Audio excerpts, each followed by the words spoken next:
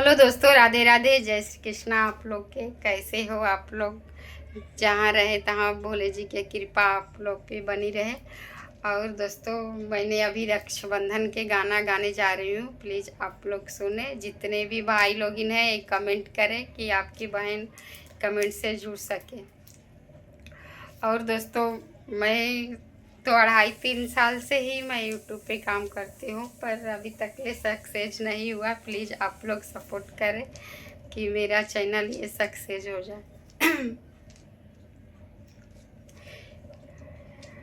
रखिया के दाम बढ़ल जाता, ये भाभी तो ये कुछ ना बुझाता हो।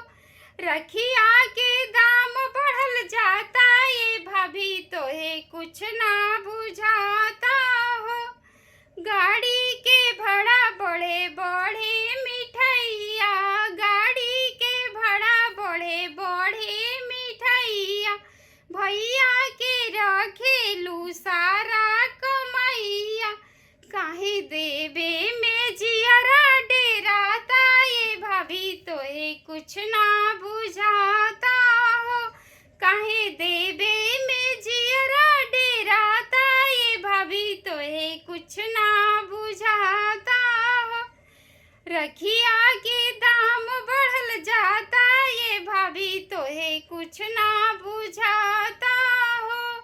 रखिया के दाम बढ़ल जाता, ये भाभी तो ये कुछ ना बुझाता हो। गाड़ी के भाड़ा बढ़े बढ़े मिठैया, गाड़ी के भाड़ा बढ़े बढ़े मिठैया, भैया के रखेलू सारा कमैया, काहे देवे में जियरा डेराता, ये भाभी तो ये कुछ ना बुझाता हो। काहे देवे में जियरा डेराता, ये भाभी तो ये कुछ ना बुझाता हो। रखिया के दाम बढ़ल जाता, ये भाभी तो ये कुछ ना बुझाता हो।